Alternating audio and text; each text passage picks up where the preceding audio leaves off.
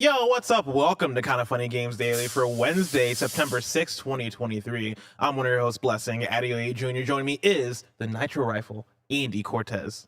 We're all robot-y again. Oh, like from the get-go? Apparently, That's yeah. so fucking fun. Right So I'm just gonna say, We need to fix this computer. hello, Captain Andy. That's what Bosco says to me. Oh, that's really. What's funny is that like right before Barrett started the show, he was like, "Yeah, we're testing this new intro thing that Kevin built."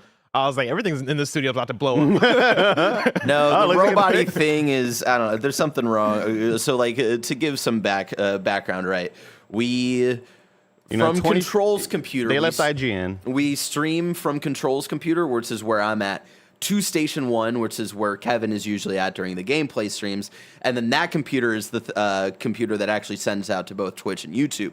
For whatever reason, for the last couple weeks, the signal is getting messed up, or maybe it's like too much like video RAM that that computer's using. Something's going on with that computer, so we gotta figure it out. VRAM issues, Bless. I mean, it's always the VRAM. If I had a nickel. God, I wish I knew what that meant. VRAM. What does that stand for? Video RAM. Fuck, I knew it was gonna be video. It's the Video RAM on your memory. GPU, as opposed to the RAM that you put in your machine. Those little slot sticks.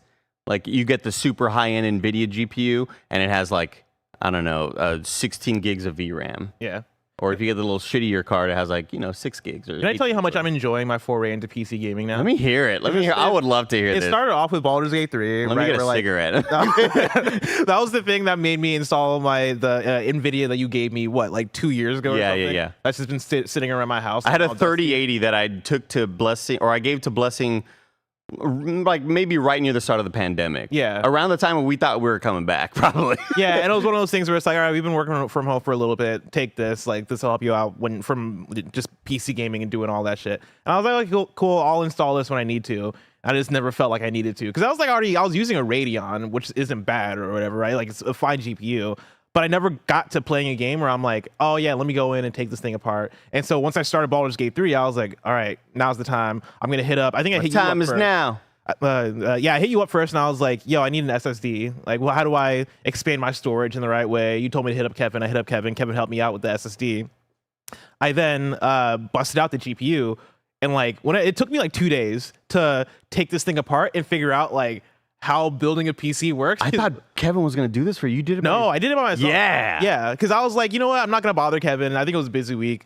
So I sat down. I took that shit apart. I did have to take pictures and send pictures back and forth to Kevin to figure all that shit out because, like, I get PCs are different for, like, where you put in the SSD and all that stuff, and I needed a special connector for the SSD. Yeah. So I did all that. I sat down, started playing Baldur's Gate 3. Fantastic time playing on PC versus actually playing on my Steam Deck because obviously it looked better, but also it just felt better. And then that cloud save is great too. Like in case you want to play in bed, it's really, really neat. Yeah, exactly. But yeah, the controlling with a mouse and keyboard on Baldur's Gate, I feel like is the true differentiator of, I was finding myself not loving the combat of Baldur's Gate 3 and the control scheme was not making it any funner for me.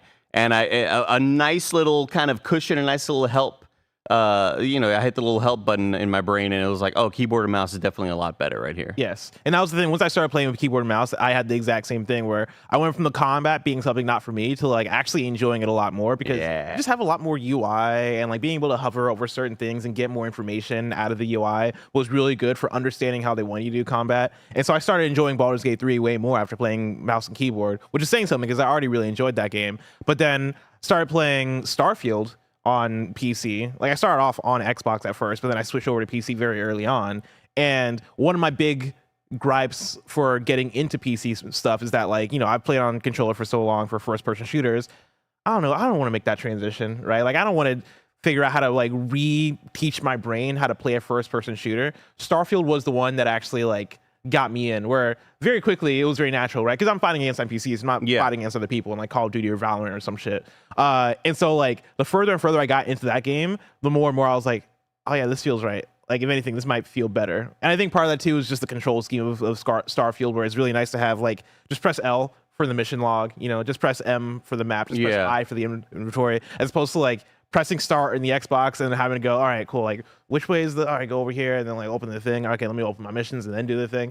I tell people all the time that I made my keyboard mouse. I started my keyboard mouse adventure through the pandemic as well, because I was never a PC gamer, but I knew I wanted to get there, and I knew that I was interested in getting into playing Overwatch on PC, and then eventually Warzone and all that. So I started like maybe right mid 2020, and I always tell people, if you're interested in playing keyboard mouse, and if you're worried about don't play a competitive game. You're gonna get shit on, and you're gonna like hate the experience immediately. You're making the right call, and I always tell people to play Ghost Runner, which was like one of the games that came out that I was on keyboard mouse, and I was like, oh, this is. I feel like not only am I having a blast with the game, but it's like an exercise. I feel like I'm like kind of learning all the and becoming more familiar with what my left hand needs to do with like the alt button, the C button, the shift and all that stuff. Ghost Runner was a great time there, and so was Boomerang X, which was the following year. Every year there's always like the Ghost Runner type game. Like the fast paced arena, like one and done. Last year was Neon White, right? Like every year there's always kind of one of these titles that comes out that is really fun and challenging to play on keyboard mouse, and it kind of you're having fun playing a game, but you're also just kind of learning the mechanics a lot better with keyboard mouse. This is very exciting. I'm so stoked about it. And honestly, it even made like the ship combat in Starfield feel better. Yeah. Because it's different when it's like you're playing on controller versus I'm on my mouse and keyboard and I'm flying around. And I'm like, all right, I got to lock onto this guy. Yeah. All right, let me press the arrow key so I can set my power to like my fucking engines or my fucking ballistic weapons, turn that up real quick. And then like now it feels you could do that with the alt button also. You can hold the alt button and use the same WASD to go to change your, to divert powers and all that. But what I want to do is above me, I'm going to have actually, I'm going to get some construction people in our apartment, Barrett, because I'm going to have like a keyboard built in all around me. So I could be like diverting main engines to fucking, I want to do all that stuff. Yeah. Hell yeah. Be all around me. Awesome. Well, Andy, enough about Starfield. We've been talking about Starfield too much. Let's talk about Zelda Tears of the Kingdom. Let's talk about Indiana Jones from Todd Howard and more, because this is Kinda Funny Games Daily. Each and every weekday at 10 a.m. live right here on youtube.com/kindafunnygames and twitch.tv/kindafunnygames. We run you through the nerdy news you need to know about. If you're watching live, you can correct us when we get stuff wrong by going to kindafunny.com/you're wrong. If you don't want to watch live, you can watch later on youtube.com/kindafunnygames, or you can listen later on podcast services around the globe by searching for Kinda Funny Games Daily. Remember, you can use Epic Creator Code Kinda Funny on all Epic Store and Epic in-game purchases like Rocket League and Fortnite to help support the channel. To be a part of the show, head to kindafunny.com/KFGD to write in with your questions, squad ups, and more. And remember, patreon.com/kindafunny will get you the show ad-free, plus a bevy of bonus content. Housekeeping for you. A new Kinda Funny podcast is up right now, and the crew talks about Andy. What do they talk about? Just a lot of stuff. It's a lot of stuff to break down. Just a lot of stuff. Nice little zoom in here on Andy's hair. It looks like. I was going through a lot of things. All right, there's you have to watch the episode to get a sort of full. I had a show. I had a day yesterday. I was gonna say, looking through the housekeeping, it seems like yesterday was Andy Day. I had a day. I guess today maybe. I had a day yesterday, Blessing, where I got in the car, and I was like, you fucking killed it today, homie. You know what I mean? Oh, yeah. And then Barrett got in the car and he heard me whispering. He was like, what'd you say? I was like, oh, nothing. Don't worry about it. Myself. Like I told Andy after we recorded KFP, one of the time codes that I kept, because making time codes for Kinda Funny Podcast is kind of hard, because you might think something's a topic and then they talk about it for 30 seconds and then move on to something else. And Andy definitely embodied that yesterday. And one of my time codes was just Andy is on one. Hell yeah. I was just on one bus the whole day. Yeah. I was just talking all goddamn day. I mean, if you want some Andy content, of course, youtube.com is Kinda Funny for that Kinda Funny podcast. But then also Kinda Funny Gamescast is up right now. And Andy finally gives his Armored Core 6 impressions. That's over on youtube.com/Kinda Funny Games. You all are not going to like it.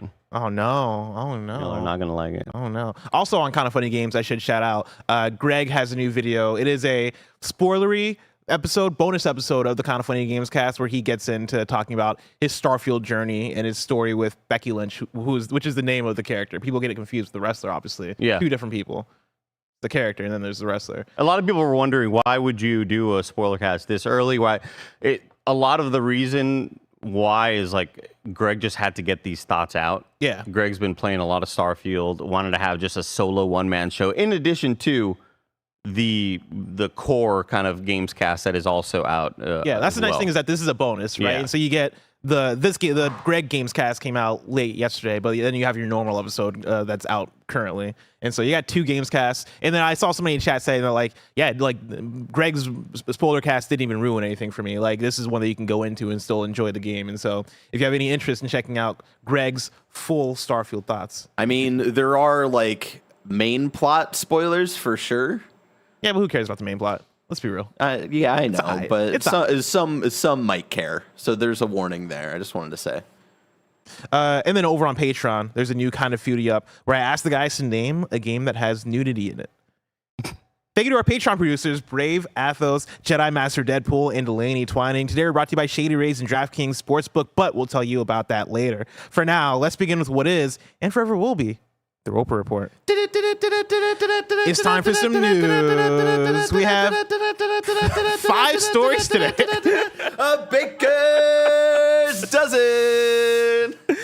Kevin, you know what I mean? What did he do? What's this He's just like under the desk. One of the TVs is acting up Joker today. doing? I love it. God. Story number 1, Zelda producer says there's no plans for Tears of the Kingdom DLC. This comes directly from Jordan Midler at Video Games Chronicle. The Legend of Zelda series producer, Eiji Aonuma, has claimed that there are no plans for additional content for The Legend of Zelda Tears of the Kingdom. Speaking to Famitsu, Aonuma said there are no plans to release additional content for the game this time because he feels that the team did everything it could in terms of gameplay opportunities. Quote, Left everything on the court. I left everything out there. I don't know what you want from me. Quote, at this time, we are not planning to release additional content, Aonuma said. We feel like we have already fully explored and exhausted the gameplay possibilities in this world. Initially, the reason we decided to develop a sequel was because we believed there is still value in experiencing new gameplay within that particular Hyrule. If in the future we find a compelling reason, we may revisit that world once again. Whether it's another sequel or an entirely new title, I believe the next game will offer a completely new experience. I hope you look forward to it. End quote. The Legend of Zelda Tears of the Kingdom takes place in a largely remixed version of the Hyrule overworld from Breath of the Wild. Breath of the Wild received 2 major pieces of DLC, the Master Trials, which added new gameplay modes, and the Champion's Ballad, which added new story content and a motorbike. Andy, is this good news or bad news for you? I think it's great news because I feel like it hints even more at the coming of a new console. For some reason, I feel like if anything else were to happen, in my opinion, I feel like that extends the life of the current console. If they were like, hey, in a year, get ready for Tears of the Kingdom DLC, that kind of shows me that, hey, they still believe in this current gen of hardware.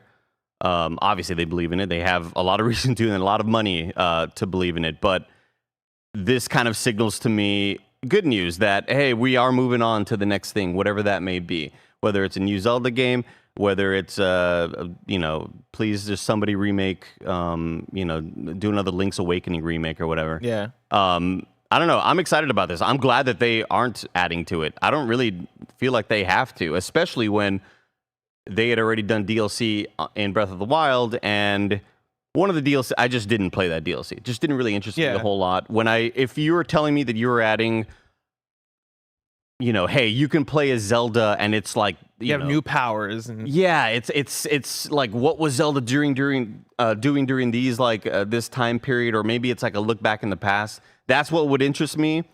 But if they were to do some sort of DLC, it'd likely be challenge rooms or something like that. I just have no real interest for it. And my thing with that too is that how many of us have 100%ed Tears of the Kingdom? Like if I wanted more challenge rooms or if I wanted more shrines, I would just go back and play the game. Like I look at my percentage for Tears of the Kingdom, and I played over 100 hours of that game. I probably have maybe 60% of that thing done, and it's like there's so much content out there left in that game for me to do. I think for me with the Breath of the Wild DLC, I'm kind of with you that I did play the DLC. I wasn't it wasn't my favorite content in the game, right? Yeah. It's not, I would be so interested to have a sit down talk with Nintendo and go, hey, how do you view this DLC? Do you view this as successful? Is this the dream idea for what you want a Zelda release rollout to look like, right? Or is it something that, based on how it came out, is that something you shift for Tears of the Kingdom because you weren't satisfied with it? I think that'd be an interesting conversation because, like, for Tears of the Kingdom, I never expected DLC. I think the expectation was purely there because Breath of the Wild had DLC, and I totally understand where that comes from. But with the Breath of the Wild DLC as well, they talked about that, I think, as the game was coming out, not before the game came out. Yeah, it was confirmed before the game released. Yeah, and Tears of the Kingdom didn't do that, right? And like, plus, they you didn't can't mention it. You can't add a motorcycle to this, you know. Yeah, you already got a shit ton of stuff. Yeah, like I built monster trucks and my own motorcycles. You can make your own motorcycle. Yeah, what are you gonna give me that I haven't already made myself? Yeah, you know I think like, outside of like mechanics, just story stuff, I think would have been interesting. Especially like there's when the game was coming out, people were like noting like, oh, Cass is like notably missing. And if you don't remember who Cass is, Cass was like the big bird with the accordion in Breath of the Wild, and the DLC, the Champion's Ballad, like he was heavily like a part of that. And I can get into lore and stuff on at another time, but because he was missing in Tears of the Kingdom, I think there is maybe like a hope of like, oh, maybe they'll do DLC and kind of like bring him back or something. So I think story stuff, that was like the only slightest bit of hope for like DLC, but like mechanically, it's like, man, I'm already feasting in Tears of the Kingdom. Yeah. You know? Yeah, so somebody in chat went by and was like, what's the Blessings hate on DLC? Which is fair, because I was also hating on part of the idea of the Final Fantasy 16 DLC yesterday, even though I'm looking forward to it. I'm probably going to play it. I think for me, it's the thing of like, how many single player big DLC drops, let me not even use the word big, how many single player DLC drops stand the test of time, where you look back on them and we're like, oh yeah, this was the one. Like I can name some. Worth it. This was worth it, right? Like Bloodborne: The Old Hunters was sick as hell. I know so many people love Red Dead, the Undead Nightmare, right? Like a lot of people love that one. And there are DLC packs I can name. I feel like there's an equal amount of DLC packs that I can name that just came and went, right? I look toward the Spider-Man one, and it's like, yeah, the 3 episodes City That Never Sleeps thing. I feel like that came and went for a game that was fucking dope as hell. Yeah, I feel like maybe was it the first DLC that kind of hit, and then everything else was kind of.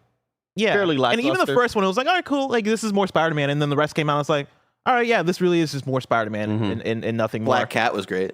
Black Cat was hot. But, like, with Zelda Tears of the Kingdom, like, or Zelda Breath of the Wild, like, I had the same thing where I played that DLC. I was like, all right, cool. Like, another dungeon. And I don't really think back on it that much. Yeah, the ones that I feel like it really helps out are going to be games that, when I think of what Skyrim did, what Bethesda did with Skyrim's DLC. Yeah. And adding, like, now you can have a house. Now you can, like when you're adding a major function like that your game doesn't have.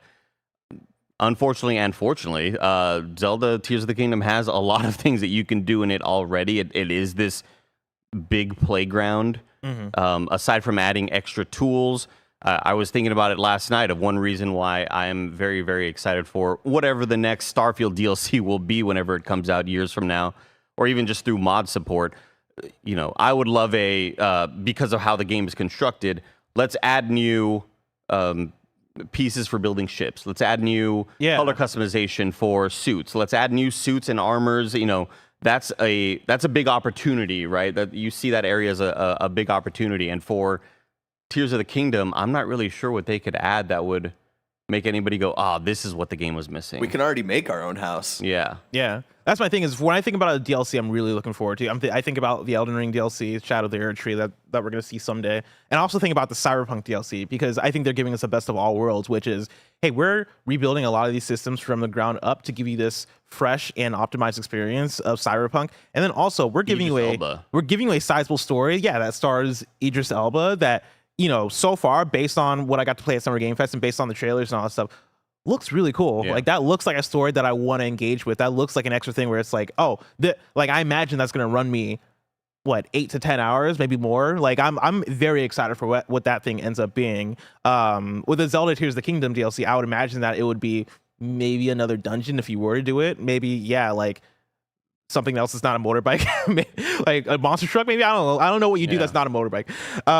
Maybe for me it would be purely cosmetic things like new, cool outfits, like a Mario outfit, or new dyes to dye your clothes or whatever, new glider sort of textures or whatever. Yeah, story-wise, I just don't really see anything that they could add that would make me feel like I had to go back. Yeah. And on top of gameplay stuff, the other stuff that was really interesting from Champion's Ballad, it started off like kind of inspired by Eventide Island, where like you didn't have any of your abilities and you had that thing where it was like you were one hit, but then everybody else was also one hit. But then the other thing is like a lot of shrines now in Tears of the Kingdom are also kind of very Eventide Island inspired. So then it's just like, yeah, again, like I don't know where you That's the one thing I would be down for. Roguelike mode. Yeah, the roguelike. Because they had that in Breath of the Wild, right? Where it was in Lost Woods. You start off naked, basically. There was that. But are you talking about the Master Sword trials? Yes. Yeah. I like the Master Sword trials. I would be down for something like that. Like challenge rooms. Now, yeah, I would be down for that. Oh my god, dude! If this report was instead Nintendo saying, "Hey, we added a dodge roll." Oh shit! Oh, get out with iframes. Get out of town. But yeah, I'm with you also on the idea of, oh yeah, that new Switch has to be around the corner, right? Like I would hope that we get it by the end of next year. And with them not putting out Zelda DLC, like it feels so much like we're starting to sunset this thing. I know there are rumors that Roger was telling me yesterday about, like people are saying that there's another Nintendo Direct coming sometime soon. Who knows? The transition is happening. I think it'd be cool to get like all right, like here's what 2024 looks like. But already from what we can see in 2024, it's looking like a final year of a console, right? Like there's the Untitled Princess Peach game. Like there's a Luigi's Mansion port from the 3DS. Like it's starting to feel like end times for the Switch, which I think is exciting because I think a lot of people just want a new console, and so I hope that's the case. Let's talk about story number 2. It sounds like Bethesda's Indiana Jones game will be revealed in 2024. This comes directly from Tom Ivan at Video Games Chronicle. Bethesda's Todd Howard has seemingly teased plans to reveal his Indiana Jones game in 2024. Announced in January 2021, the title is in development at Machine Games, the Swedish studio behind the modern Wolfenstein games. Bethesda game director Todd Howard, who is serving as executive producer on the Indiana Jones game, briefly commented on the project at the end of an Esquire interview published to coincide with today's Starfield release. Quote, "I am a giant Indiana Jones fan," he said. "It can be brought to video games in a unique way.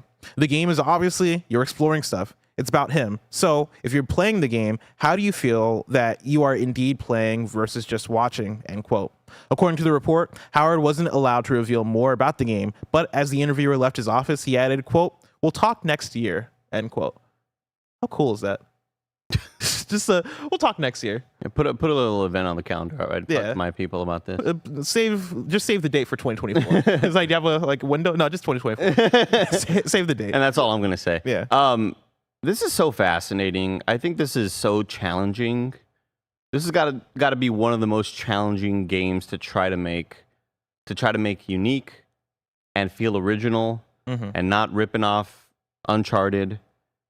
But it's also a game with such an established IP, and it's such a character that's been established for decades and decades, that you can't really... This isn't a Star Wars game that you're making up new lore about a Jedi, or a Star Wars game where you're making new lore about a bounty hunter.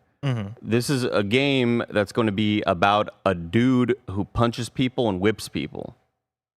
Yeah. Sounds kind of horny, but like...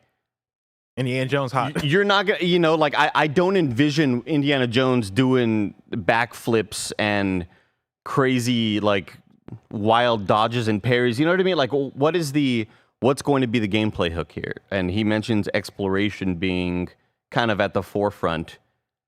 I don't envy them being in this position because it feels like that is a daunting game to try to make that I feel like may come out and everybody's gonna go, "Oh, this is kind of what I expected." I don't know what I was expecting, honestly. Like, this is a story game about a dude who hunts for treasure. Yeah. And he's not going to suddenly be, having a sniper rifle and fucking, like, quick scoping people. You know what I mean? Like, it's such an interesting area for them to be in. I'm so fascinated to see what that first initial reveal looks like for what the gameplay is, because I've been of the mind that, like, I wouldn't be surprised if it's a first-person thing, because we're talking about Machine Games and we're talking about Todd Howard and Bethesda, and that fits who they are so well. And I think a first-person Indiana Jones game could be a different take that, could be good because they're good at doing that. But I'm like, I look back at this article from this is 2022, toward the end of last year. It's from IGN. They had an article titled "Todd Howard's Indiana Jones game is a unique mashup of different genres." They go on to say that the upcoming Indiana Jones game, executive produced by Todd Howard, will be a unique mashup. Speaking to Lex Friedman on the latest episode of I forgot about this.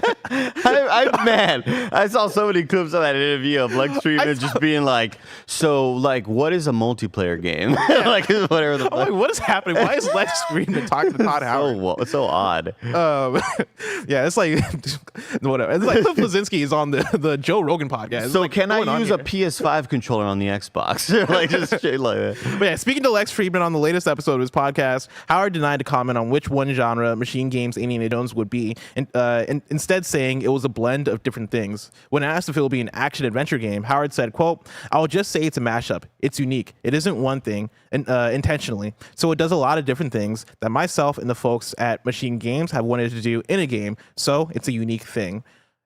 The way he's describing it there makes me think of Uncharted 4, because like Uncharted 4 was a game that initially I was very impressed early on by how well it paced itself based on like the different scenarios you're in. Because there's like it starts off early on, you're in, I guess, early spoilers for Uncharted 4 that aren't really spoilers.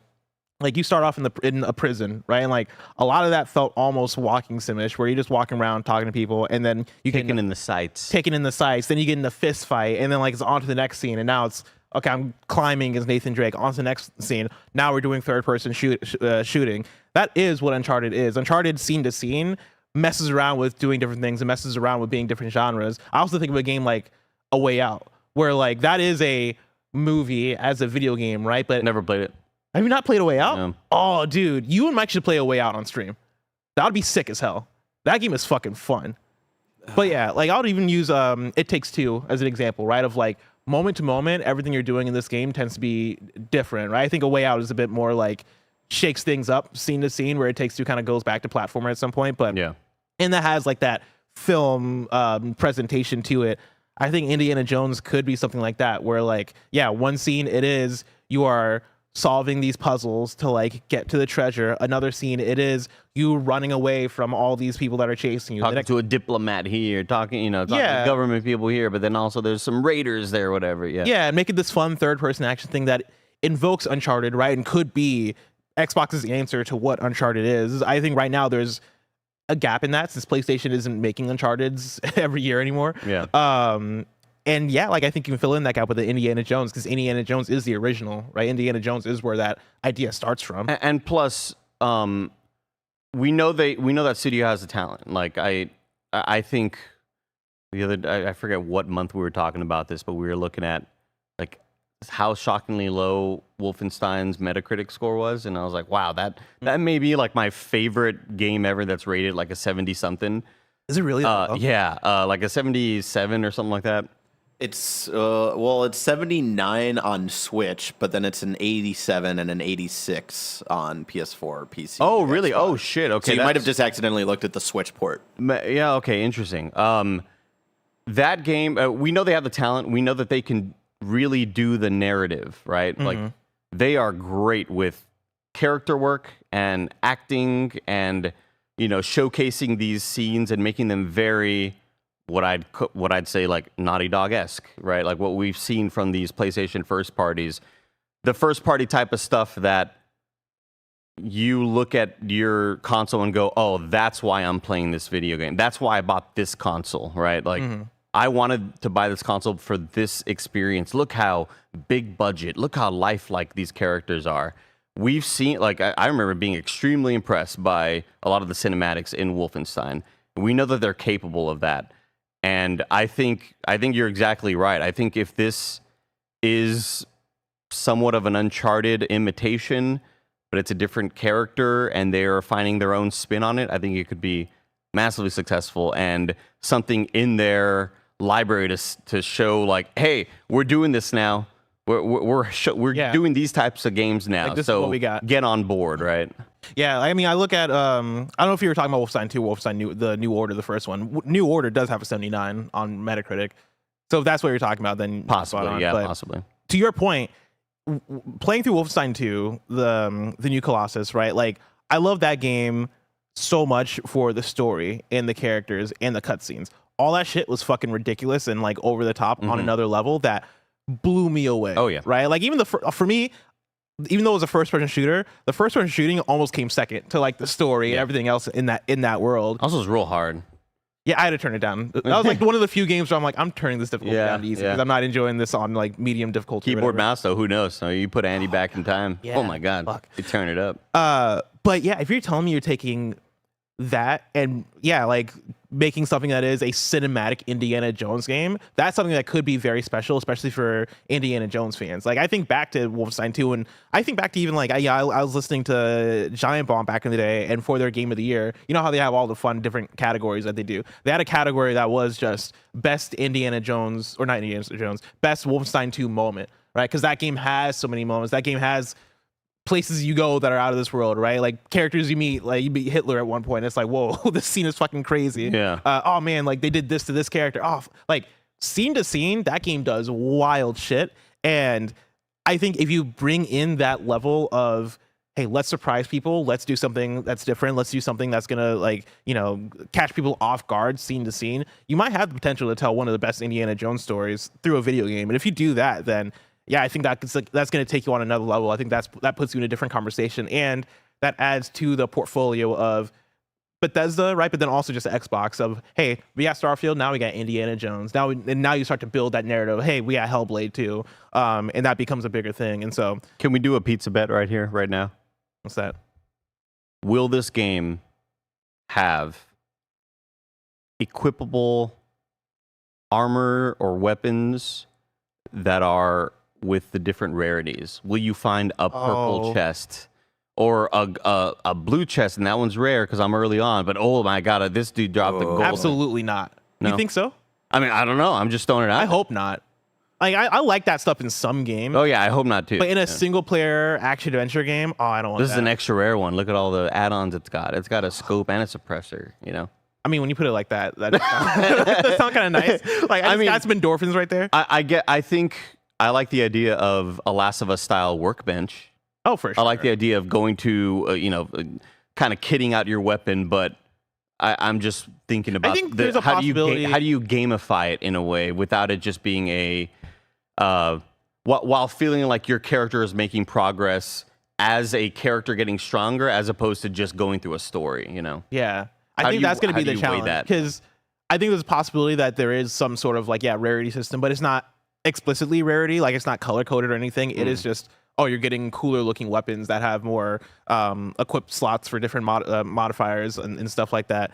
But also on the other hand, if it goes back to the A Way Out idea and it is scene to scene, you're doing something different, maybe there isn't room for upgrading across the game, because you're not really you might get into 3 or 4 shootouts. You found a gold whip.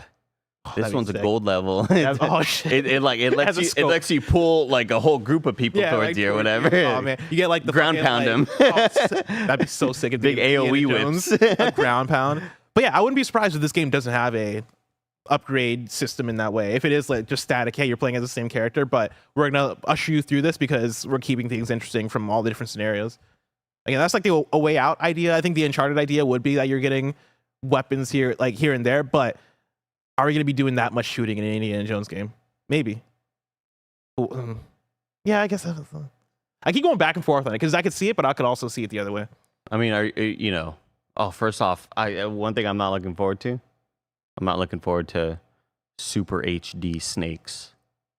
These snakes are going to be in 4K at 150 frames per second. They'll introduce a new scary thing, because that's what they do in every Indiana Jones. It's like, oh, this movie was snakes. This movie barracudas, or it was eels in the last one. Yeah, the last one was eels. Yeah. Spoilers. I don't think people care about that. No, I don't really care about it. No, they got to do snakes. Yeah, you always have to have snakes. Indy hates snakes. Why does it always have to be? I forget. Snakes? Was this an origin story, or am I thinking of the 007 game? KindaFunny.com/. You're playing as an 8-year-old Indiana Jones. I don't know if we cooking oatmeal for breakfast. Oh, man. I might be thinking of 007. Because if this is an origin, then snakes would make a lot of sense. If this just takes place in a random, this is just a random Indiana Jones story, I want give me 100 bears come out of nowhere. Oh, gotcha. See, I was picturing Indiana Jones reading the Bible and being like, oh, this Adam and Eve thing, I don't like snakes. I don't like. Oh yeah, that's where it came from. The original sin. Damn, that's It would be cool if it was the original sin. You're calling it out by name. Like your shirt may as well say original sin on it. Oh my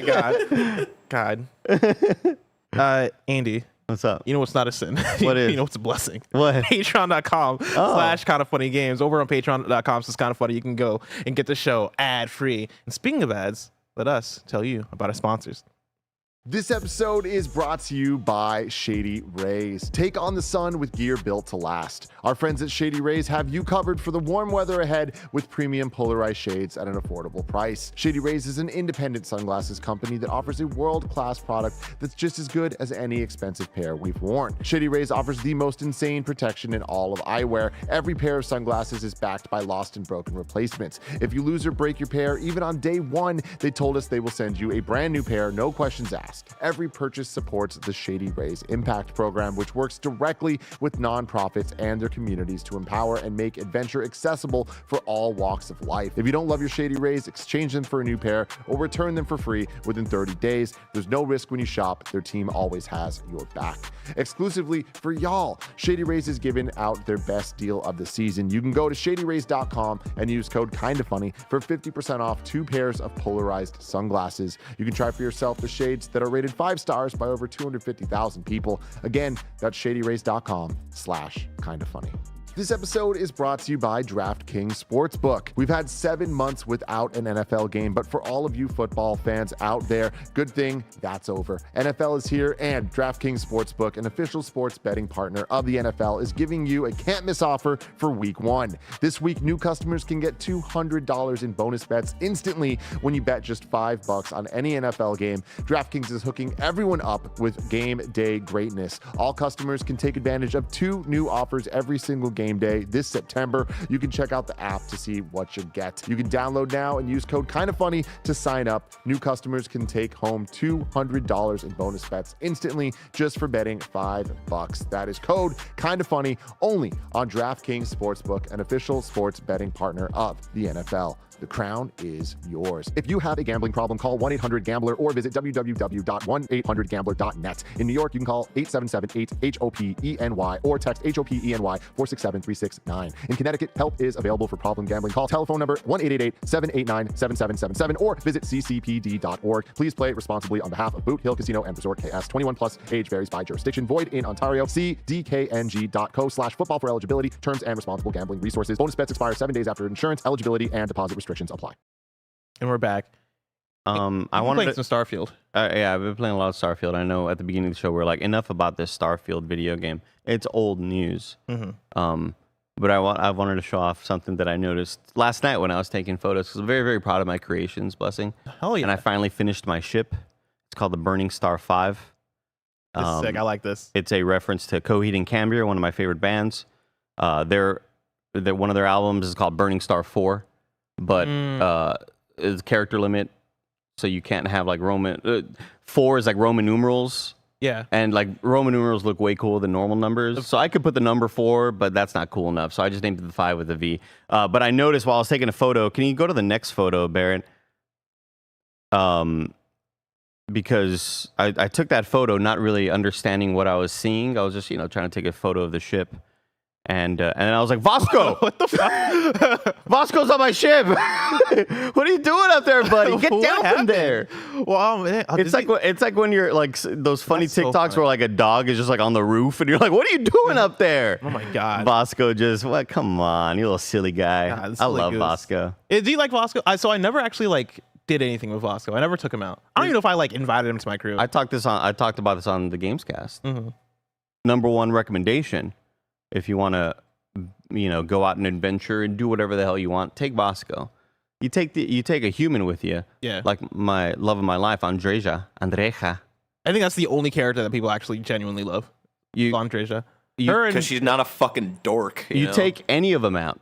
They're always a little judgy. Little judgy Joeys out there. They're gonna, you steal something. Oh, I don't like that. You kill somebody. Dude, you commit a little light murder every once in a while. I did a light murder. My companion literally turned a gun on me and started shooting me. Yeah. I'm like, whose side are you on? They get disgusted with you. Yeah. Vasco doesn't give a shit. He's a robot.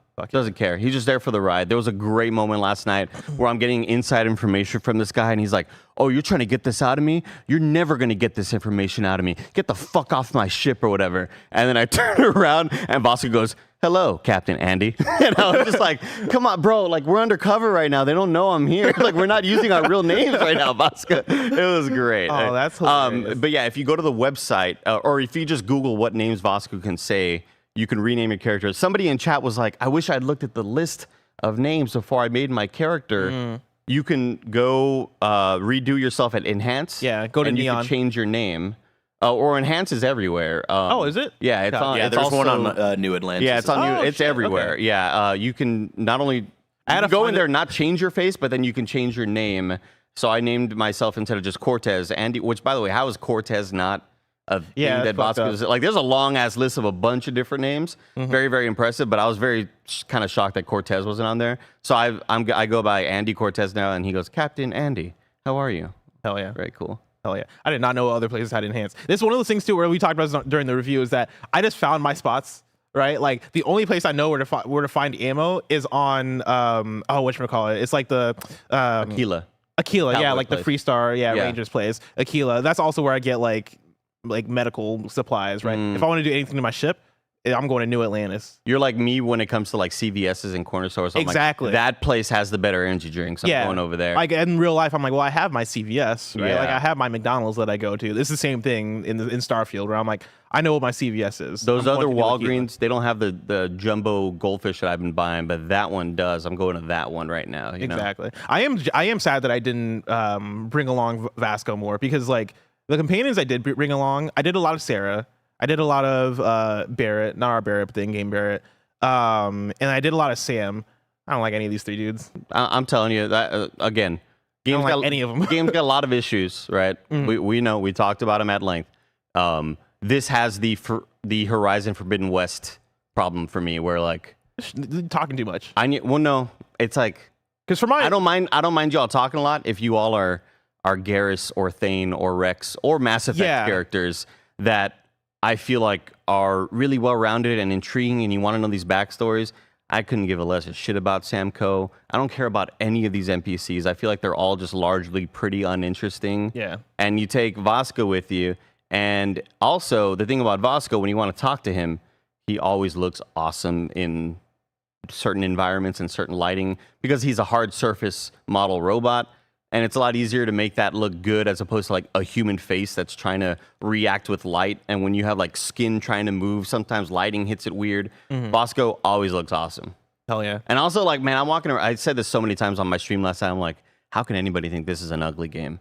I'm walking around these environments like, this shit looks so good, but again, I'm playing on a very high power PC. Until I look at a character and I'm like, what the fuck happened to you? I think me the deadest stare ever. I love when there are several characters that do look amazing, but there are plenty that don't. Yeah, I totally agree with that. But yeah, my thing with like the talking too much thing is more so just like the pacing of when they have updates in their personal stories is so weird, because it'll happen constantly where it's like, I have something to talk to you about.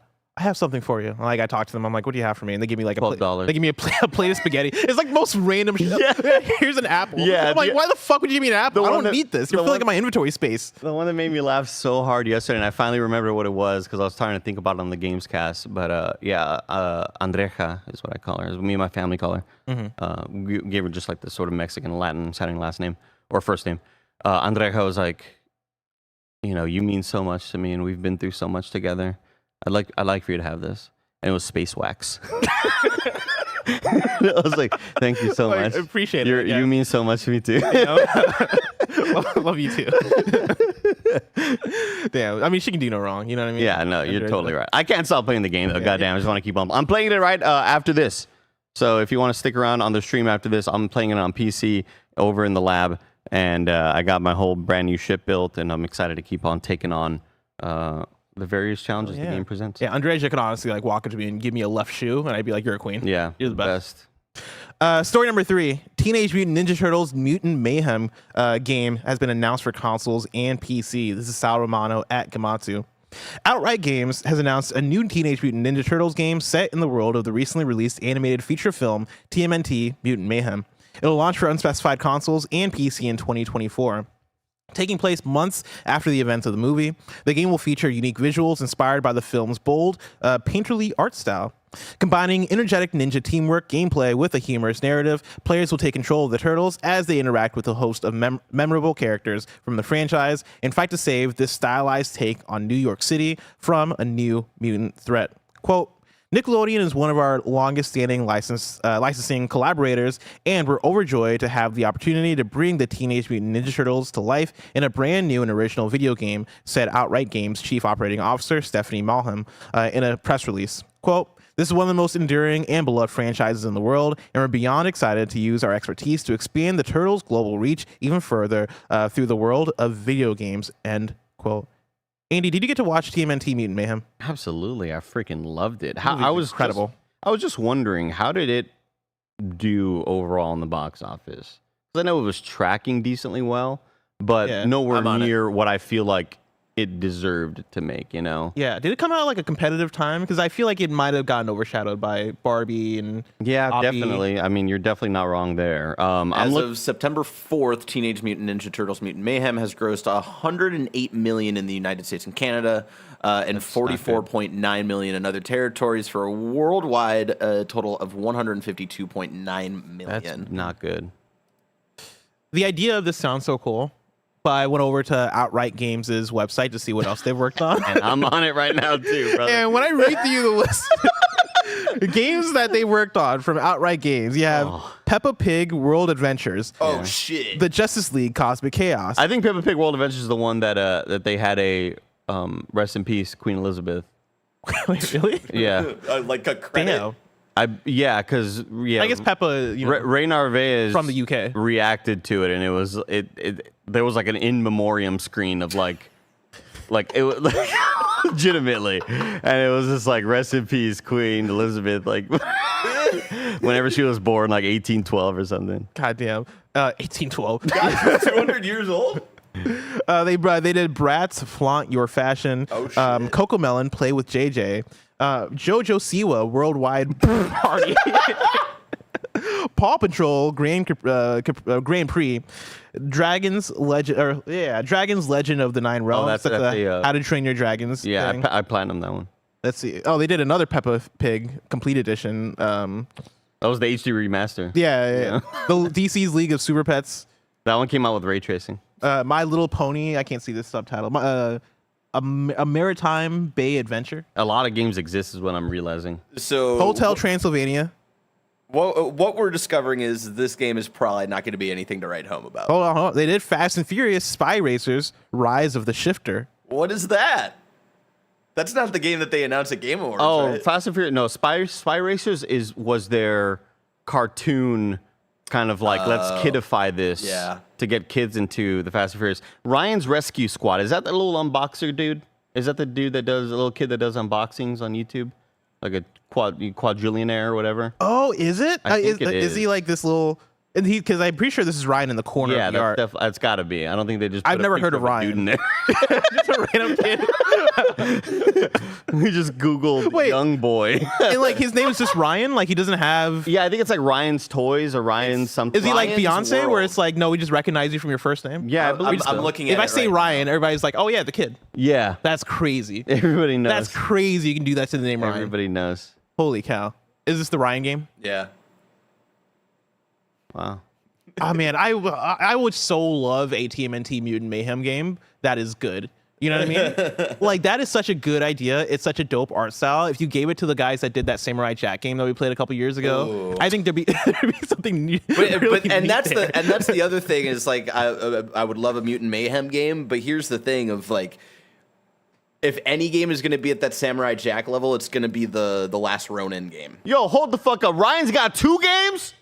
Yo, Ryan has another game called Race with Ryan Road Trip. Ryan has that money, dude. Ryan is getting paid out here. Also, the list goes on. There's a lot of games that these guys Jumanji, and I've heard of video none game. of them. They did Ben 10, Power Trip, Troll Hunters, And this kind of just, to kind of like sum all Jumanji this the up, video game. what I just said like a couple of minutes ago, like what I'm learning is that there are a lot of video games. Didn't know any of these video games existed. Yep. A lot of these video games are just absolutely out of our realm of what we know and cover. And holy shit, a lot of a lot of devs are making a lot of games. I would love some sort of in-depth documentary on the studios that work on these games. Yeah. To learn the pace at which they make them, how quickly they gotta shit these out. What is the return? Like how many parents are buying these for their young children? It's got to be so fascinating. It's reminiscent of playing like I guess similar stuff when we were kids, right? Because there were like Nick Jr. games when we were children, and there were like the Nickelodeon. I was gonna say Battle for Bikini Bottom, but Battle for Bikini Bottom was good. Like there's the tier below that where it's like, oh, these are just bargain bin games that I'm finding in Walmart. Like I can't even find this in a GameStop. I have to go to Costco to find this game. Man, it's wild that you just keep scrolling down. There's I mean, but like when I looked up on YouTube, Race with Ryan Road Trip, there's like some Let's Player named Combo Panda. And they're playing this game, and it's got 1.3 million views. So it's got to be a lot of kids out there. So yeah, there's a lot of kids. I'm sure they're all like 3 to 5 years old. Maybe let's say 3 to 6. Man, I don't know what a 6-year-old looks like anymore. It's been a while. And the parents are like fucking nerds who have like PS5s and shit. Yeah, and they're like looking for any sort of game. They're like, hey, it's probably a Switch. They probably have a Switch. Yeah. And their parents are like, hey, just play Ryan's Driving Adventure or whatever it's called. Look, here's the thing, man. Here's the thing. We've got a massive opportunity here.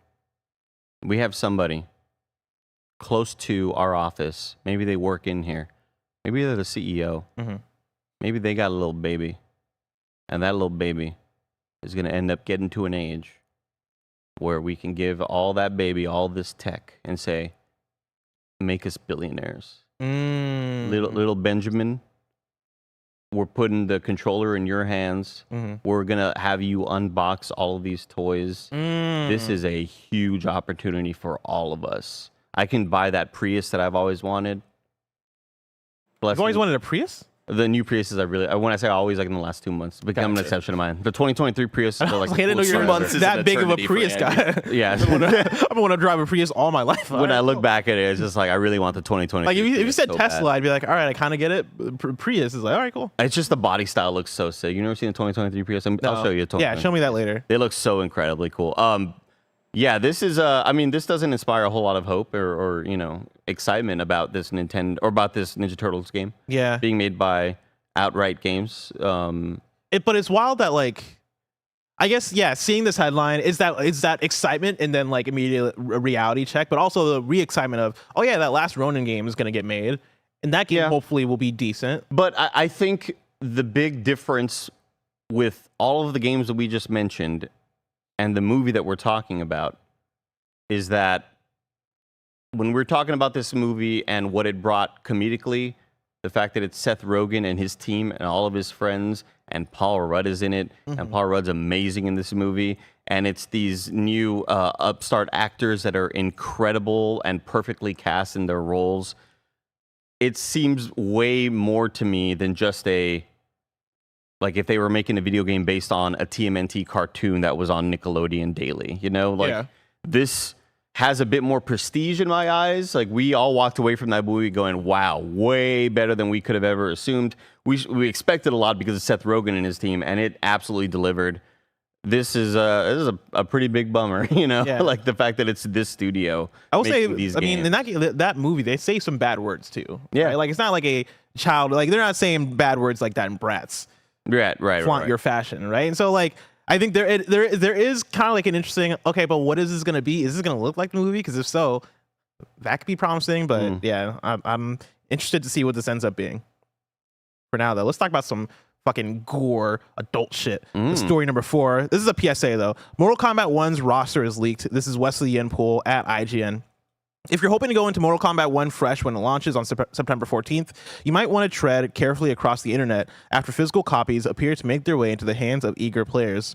MP First reported on one player who obtained the Nintendo Switch version of NetherRealm's upcoming fighting game and uploaded images showing the launch roster of playable characters as well as the available cameo fighters. IGN will not share the images here or reveal the unannounced characters in the pictures. It seems further leaks are coming, as the person in question even uploaded a video of the game running on the Nintendo Switch to Reddit. Be cool out there. Stop leaking shit. Keep it to yourself. Mortal Kombat 1's going to be on Switch?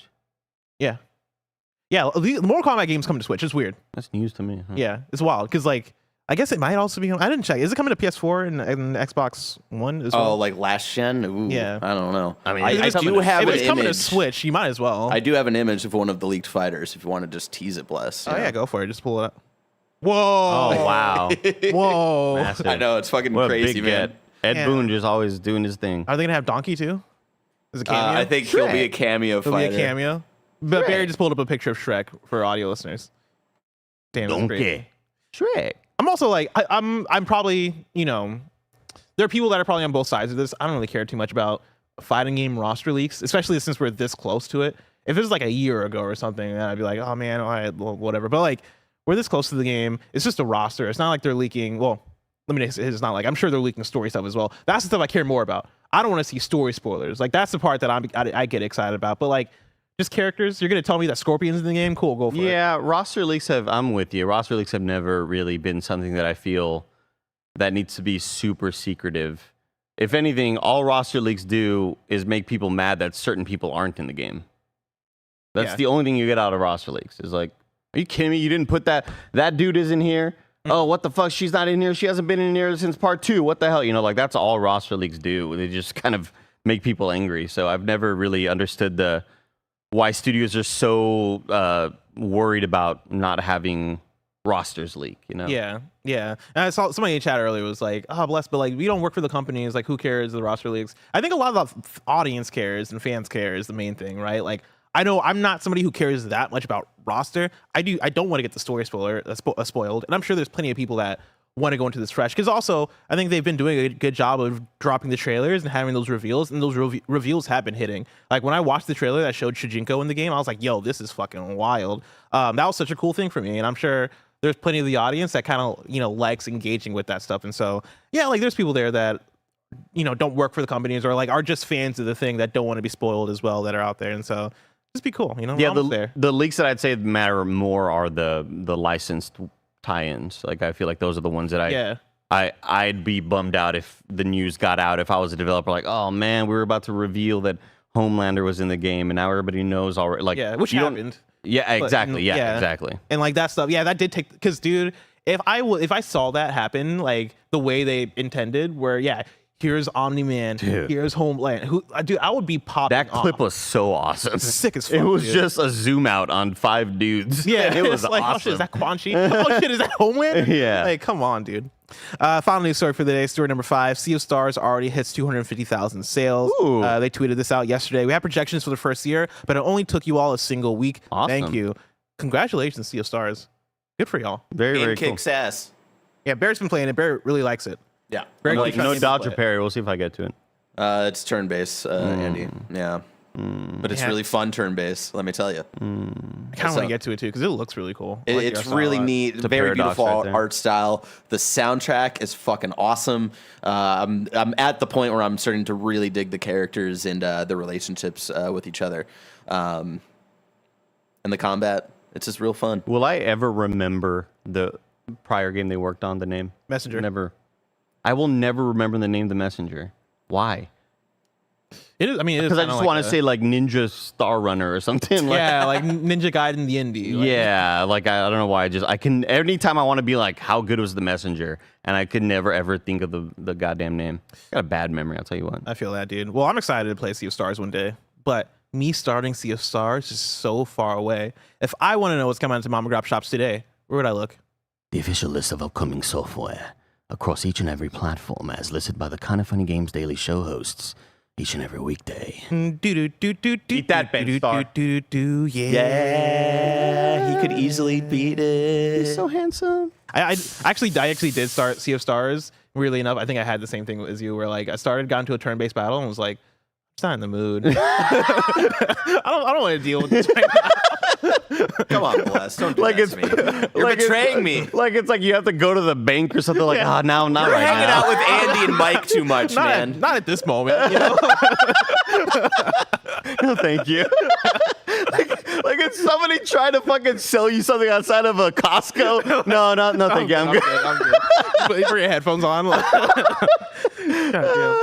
Out today, we got Baldur's Gate 3 for PS5, Starfield for Xbox Series X and PC, Enchanted Portals for PS5, Xbox Series X, Switch, and PC. I played a little bit of Enchanted Portals. I don't know what Tim said about it on Gamescast. He didn't like Not great things. I made it 2 minutes in, and I was like, oh no. We put on my headphones. We brought up your quote of, oh, it's one of them games. Yeah, oh yeah, it's one of them ones. It's for This sure. It was for is- sure one yeah. of them ones. Molly Medusa, Queen of Spit for PC, Warstride Challenges for Xbox Series. Hold on. Excuse me? We've had that one before. I think that came out on a different platform before. Yeah. Molly Medusa, Queen of Spit. When does she battle the throat goat? I think that was in the. I think that's in the prequel. Yeah, gotcha. Yeah. Warstride Challenges for Xbox Series X and PS5, and we got some new Nintendo Switch online games for September 6th. That's today. You're getting Kirby's Star Stacker for SNES, Quest for Camelot for Game Boy, Downtown Neketsu March, Super Awesome Field Day for NES, and then Joy Mech Fight for NES. One of these is fake. Which one is it? I slotted in a fake one for the Nintendo drop. I'm going to guess Joy Mech Fight. I lied. All of them are real. Oh, shit. Yeah, all of them are Wow. real. You know, because obviously it's like... Joy Mech Fight is the only one I've heard of out of these. I was going to think that, you know, Blessing is trying to throw me off with Super Awesome Field Day.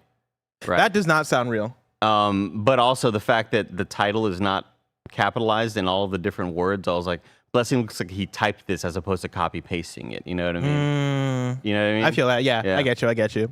And then one more for out today. Day of the Devs is back. This is actually more of a new date. So new dates for you. Day of the Devs is back. Double Fine and I Am 8-Bit are partnering with the Game Awards to host a live stream showcase on December 6th, Ooh. plus a free in-person event in downtown LA on December 8th. We got one deal of the day for you. This comes directly from Wario64. Looper is $12.40 on Amazon. That is right. Looper, the film, starring Hell Joseph yeah. Gordon-Levitt. And who else is in Looper? Bruce Willis and Emily Blunt. Blunt. Yeah. You had the thing pulled up here. Yeah. Is this movie better than Arrival? Yes. Let me know in the comments. I will say, I saw this pop up and I was like, I should watch Looper because I like Joseph Gordon-Levitt and I like Bruce Willis. Actually, You would really dig Looper, Bless. I Yeah. saw a lot of clips on TikTok. I was like, that's a pretty decent movie. And Emily Blunt isn't. I like Emily Blunt too. Yeah, wow, it looks like a lot of people agree with me. It's crazy. I know a lot of people in the chat are fucking stupid. Yeah. Rival, How terrible about that? movie. How about that? And like I know so little about Looper, but then like looking at this cover, hunted by your future, haunted by your past. I assume Joseph is the past and Bruce is the future. That's Yeah, crazy. He's the young Bruce Willis. That's crazy. It's like Gemini Man. well, they did prosthetics on him to make him look like Bruce Willis. Did they really? Like, yeah, they they- changed his nose they- and like his eyebrows. His and shit. lips, Yeah. especially, and the whole time he's just doing a Bruce Willis sort of like, yeah, that's what I'm done. I'm doing more of a Robert De Niro right there. More Robert De Niro, but he's doing all the face stuff that like Bruce Willis. You're used to seeing. What does he do with his face? He does Yeah. some stuff. I referenced Gemini Man just now, and one of the reasons why is because as we were talking earlier about Christopher Nolan, I kept thinking about how I've not seen. I forget if we talked about Christopher Nolan on the show or before the show. Before. That was before the show chat. But I was thinking about how like I've not watched like Dunkirk and Prestige and these movies that I really want to watch, but for some reason on a random day I made time for Gemini Man. You are Nick Scarpino. And I watched it on like my 1080p TV. Like I didn't watch it with the fucking ultra high frame rate or whatever they advertised it with. You are Nick Scarpino. I watched- not watching the stuff that everybody recommends to him or that is highly rated, but instead will go home and watch Encino Man for the 42nd Like time, a couple you weeks know? ago I watched Zoe 102 for some reason. Oh. Bless. Earlier this week I watched they cloned Tyrone. Oh, I heard that's actually really good though. It was good. It was. I expected more out of it. Oh. I reviewed it. Hold on. Let me open up my Letterboxd review. If Tim Geddes is out there listening, Timothy Geddes, He probably is. we want to go to your house. We would like for you to host us. Please provide food and drinks. We want to watch Interstellar in your theater. Thank you. Signed, so Andy down. Cortez and Blessing Adeoye Jr. Because Blessing has not seen Interstellar. Bear, I'm dropping into assets my my Letterboxd review of They Clone Tyrone. But yeah, I thought it was gonna be like it stars my guy Finn from Star Wars. It also stars Jamie Foxx. It also stars what's her name from WandaVision? The like Photon, is that her name? Oh, yeah. You know who I'm talking Yeah. about. But yeah, my review. This came out this year? Yeah, it came out like a couple months ago, I think. Shit. Yeah, I gave it 3 stars. I said I can't wait for the sequel. My boy Lloyd is an android. Yeah, I've been popping off on You're Letterboxd. fucking funny, bud. I've been popping off on Letterboxd. Tiana Paris, thank you, chat. But yeah, you can follow me on Letterboxd at Blessing Jr. If you want to see my reviews. Follow him there. I did like a multi-paragraph review for Zoe 102 if you want to know what I'm doing over there.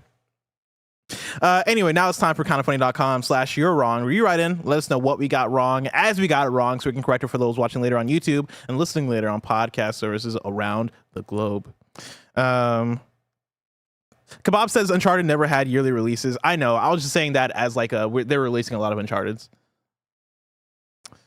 Too many Uncharteds. Kebab says Queen Elizabeth was born the 21st of April, 1926. I like how Kebabs wrote that in like the European way. I don't know about that. Say April 21st like an American. Yeah, Kebabs. it's the worst way to do dates. We can all agree with that as a world. We get it. Your metric system, way better than ours. At least admit that our way of doing that. Because let me tell you, Blessing. Hey, I'm going to be in town, homie. Hey, when? The 14th of this month? No, of fucking December. Oh, okay. Like, 6 months from now. Wait, what? Lead off with that. How about you just tell me the month and then I can zero in on when that's going to be? You know what I mean? It's always like written in a way where you wouldn't say it that way. Yeah, I'm in town 14th December 2022. Stupid. It's like, first of all, we don't say it that way. Yeah. Like move around the words so you can save words instead of saying 14th of December. It's a whole thing. Hey, let's go grab lunch on the 22nd. Oh, sick. Yeah, that's like a week from now. No, I meant the 22nd of May. Oh, shit. Like, oh, well, that's half a year. That's crazy. I do kind of get it where it's like... Barrett, don't let them have this, okay? I gave them the metric system. I gave them the dub. on But here's the thing is like I get you go from like smallest thing to biggest thing, day, month, and year, right? Like I get the thought process. No, but also when we talk about decimals, you know how like 100th and 10th and all that shit is mixed up too? Like people just be doing weird math, right? People just be doing math. But I'm saying that like, look, you have the better way of counting stuff. Yeah. We have the better way of doing dates. We could zone in and be, I'm going to be in town, man. Let's hang out. Let's go get some dinner. December. Ooh, December when? 2nd. Yeah, Nice. it's like, oh, yeah, okay. Okay, I can zero in and I know I give myself an idea of what that's going to be. But also, Barrett, you didn't think Arrival's good. So like, Damn. But I just wasn't sit this saying one it out. was better. I was saying I get the Damn. thought process behind it. I think our way of doing it is better. It makes more sense. Somebody in chat said, when do we celebrate Independence Day? July 4th? Exactly. But also, really quick, Arrival, fucking just so mid, So good. What about Looper? Looper, fucking awesome. Okay, I Awesome watched time. Awesome I gotta time. watch Looper.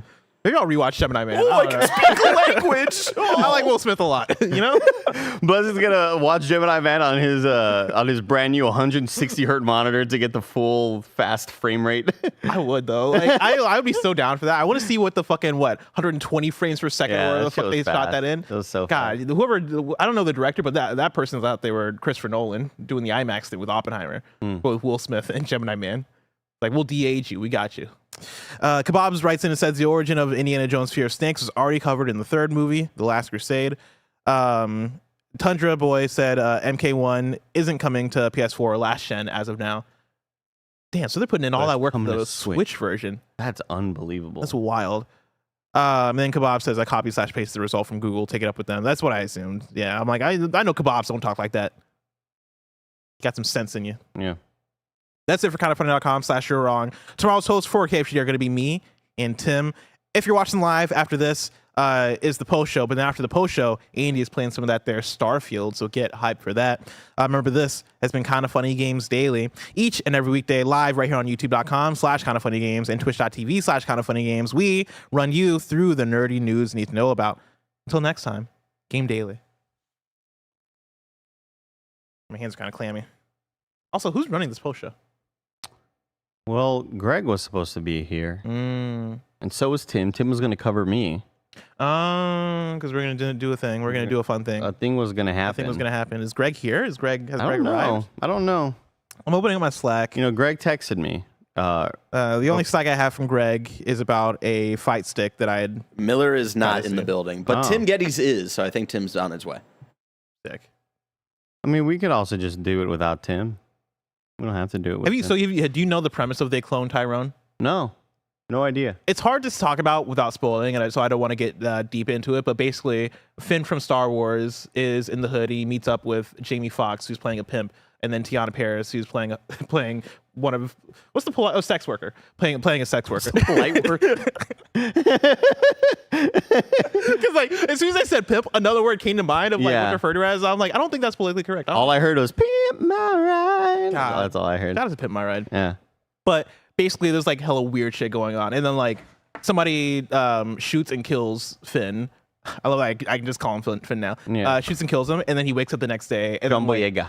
John Boyega, thank you. And then Jamie Foxx sees him and is like, "Bro, somebody killed you yesterday." And he's like, "What?" And then like it kind of goes from there. It's really yeah, it's cool. Neat. I just it didn't go all the way. It didn't explore like the sci-fi stuff in a way that made it seem really interesting. Like it has an interesting ending. But for me, what was the one that featured one of the co-stars of Atlanta who also played L in Death Note? Don't bother me. Sorry to bother. Sorry to bother. Yeah. It felt like it was trying to do the Sorry to Bother You thing, but it didn't do it as good as Sorry to Bother You. Lakeith Stanfield. That was an interesting movie. That was a fucking awesome movie. Sorry to Bother. Yeah, that movie was sick as hell. I liked that one a lot. I didn't like it. Oh, you didn't like it? Too weird for Tim. Yeah, it was. It did have interesting turns. I feel like I get it. I just feel like, I don't know. Try They Clone Tyrone. I might need to. Yeah, this is my review of it on Letterboxd. My fucking God. My boy Lloyd. Haven't heard about him in way too long, Bless. Thank you for blessing me with that. Of course. But I will say, I mean, sorry about you. Totally worth watching, and some of my favorite actors ever are in it. Oh, so yeah. It's like, definitely great. And also, Oakland shit. Come on. Welcome to your Super Chat post show. Of course, I'm Tim Geddes, joined by your super cool host, Andy Cortez and Blessing at AOA Jr. What's up? They just did a great Games Daily. You can get your super chats in over on youtube.com/kindafunnygames. But Greg Miller has joined us. He's going to get a little haircut from Andy because it's just going around. Just a little trim, just a little tightening. I think it's the beard, right? Are we just doing the beard? Get a good beard line. Yeah. The back hairs, the back neck. The backies. Greg has no original ideas anymore, you know? Of course, Kinda Funny Next Gen podcast up right now. We do have our first super chat in right now while this happens in front of us. Hey, Andy, what do Michael Douglas and Kane think of Starfield? This comes from Hard to Find. I'll give you a mic. And Kane? Michael Caine. Oh. I heard Kane too. Like, So far, I give Starfield a 5 out of 5. And for I'm not gonna. We're demanding too much of this man. Get graphic. I want you to get graphic. He'll think. Oh shit! Oh, you're yeah. right. You're right. You're right. Stop. Shade Stradamus says, "Sorry to bother you," and They Clone Tyrone has the same director, which is why they feel similar. That makes a lot of sense. I think he did better with Sorry to Bother You. Oh, it's Boots Riley? Wait, did he really do They Clone Tyrone? If anything, that makes me a bit more disappointed in They Clone Tyrone because it felt so close to Sorry to Bother You. The director is Jewel Taylor. Let's see. If I go into the IMDb. Yeah, I don't think it's the same guy. Because let's see, did Fangirl, the short film. Scroll down to director. Yeah, Night People Bear. are saying not the God same damn it. director, so whoever wrote that in. Stop it with the Apologize. ads, everybody. Right? What the fuck is this? Brandon Martin says, Tim, has there ever been a topic on Kinda Funny about growing up in SF and what it's like to live there versus its perception in pop culture and current events? No, not explicitly. I think we've talked a lot about San Francisco throughout the years on everything. I feel like that's just the Kinda Funny podcast. Exactly. I feel we like talk that's about just the theme. that shit a lot. But yeah, many years ago, I gave up on like trying to convince anybody that it's awesome here. Yeah, It's honestly like, all right, fair. cool. Yeah. Like, if you have different opinions, that's great. I'm Yeah. living a dope ass life. I watched Princess Diaries again for like the first time in maybe 20 years on Sunday. I was just hanging out at a friend's house and they just put it on or whatever. First of all, I did not remember that movie took place in San Francisco. Oh, yeah. Secondly, that movie is so San Francisco. Oh yeah, baby. And like it's kind of weird watching that movie from the early 2000s after living in the 2023 version of San Francisco for 3.5 years now, because it feels so different. They closed my middle school to shoot it. because Was it shot in your middle school? Well, no, but like around, it was like the blocks around it. Because I went to school in the Marina district called Marina Middle School. Oh. And yeah, they had to close down for a day, and it was just like, this is the best thing ever. Oh. I've actually never seen the movie though. Really?